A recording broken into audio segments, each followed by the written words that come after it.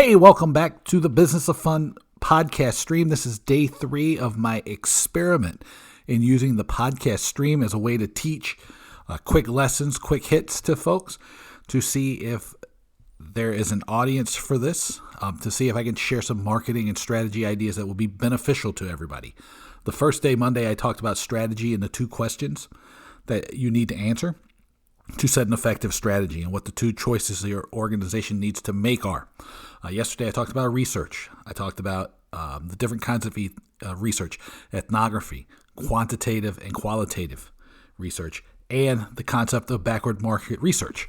Today, I'm going to talk to you about this idea of strategy before tactics and how the process of strategy feeds into tactics, which is the marketing mix. So the first thing is in the way I practice marketing, I put strategy before tactics. Strategy is simple. It begins with having a market orientation, which simply means being willing to look at your business through the eyes of your customers. Because I'm willing to do that, it leads me to do research, because my assumption is I don't know the answer. That if somebody asks me what my customers want, but I do know how to go find it, and that's through research. And we can do research in a number of ways like we did before, but primary research, which is stuff I do, or secondary research, which is stuff that already has been done, both help me understand the market I operate in better. After you've done research, then you get into the heart of marketing strategy. That's segmenting, targeting, and positioning. So segmentation is like a map of the market that you're trying to reach.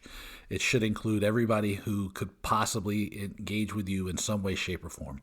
Targeting is the practice of picking a destination, right? Understanding who you're for and who you're not for. Positioning is about you and your business. Segmentation is about the customer. And then finally, positioning is the way that you express who you are and what you're focused on and the value you create to your market. It always works to position against something. I've been sharing this in my newsletter, a lot of the stuff that I've been doing around this concept of strategy and tactics for my own business in my newsletter, which you can get at businessofvalue.substack.com. But one of the things that I discovered in this coming into 2021 was I did research around what people were looking to do with their businesses this year. Inside of the world of entertainment and sports business and concerts and all of that, and outside. What I found was 80% of businesses, the CEOs, don't trust their marketing department. I went to the marketers and the strategists and asked them what's their goals. What are they focusing on this year? 73% of over 1,100 people said that their goal was to grow this year. Of that 73%, I went back and asked, well, who has a strategy and who doesn't? 40% of people don't have any sort of formalized strategy. As someone who's studied strategy a lot over the years, I also recognize that most of what people say when they do say they have a strategy isn't a strategy. So the number of people who really don't have an idea of where they're going, or those 2 strategic choices, where will we compete and how will we win, they don't know where to start, which led to the final piece of information, which is that 53% of people, even though they know they want to grow, they don't know where to start. And so you need to understand STP, segmenting, targeting, positioning, to be able to set yourself up for growth, which back to positioning, you must position yourself against the competition. And so in my case, as a marketer, I recognize that most marketing that is done and shared by people is tactified. It is ineffective. It is focused on buzzwords and BS. And my position was I wanted everything that I talked about on marketing to be focused, effective, and profitable. That's positioning. And that is marketing strategy, which the next step is you come up with a sales funnel and you make sure that you have created a strategy built around some SMART goals, some objectives that will tell you at the end of the year or the measuring period exactly where you think you're going to be.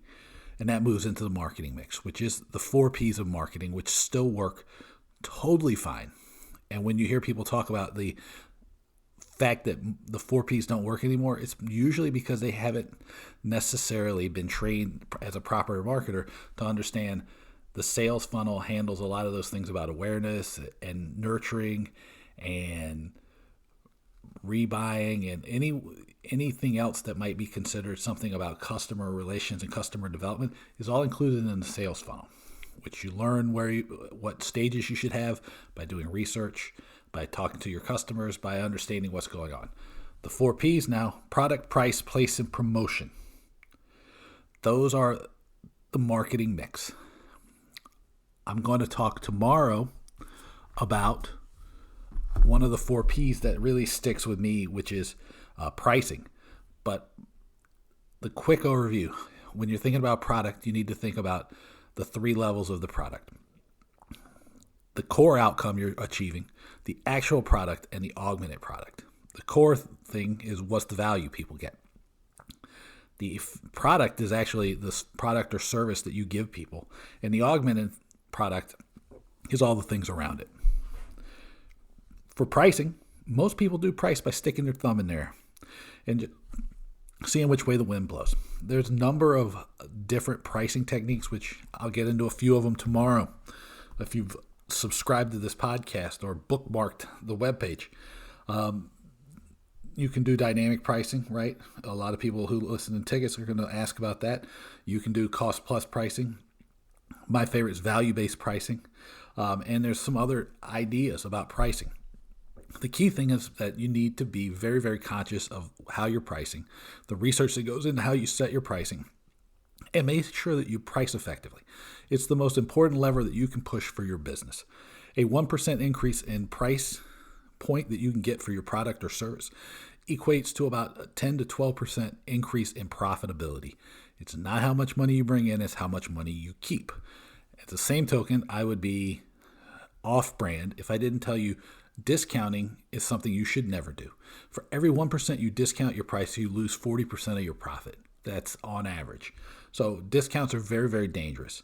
So that's product and that's price. Place is all about distribution. A lot of people who are listening to this may be coming to this from the world of tickets.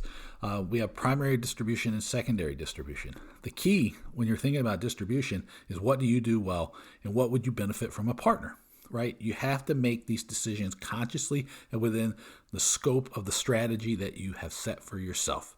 And then finally, the last part is promotion. That's all the things like social media, advertising, email, your sales team, all of these things that get overwhelmingly shared all the time are the final piece of the 4Ps, promotion. We are going to go into a little more of these if I find out that these podcast episodes are valuable for people. But the most important takeaways here today for you are strategy before tactics.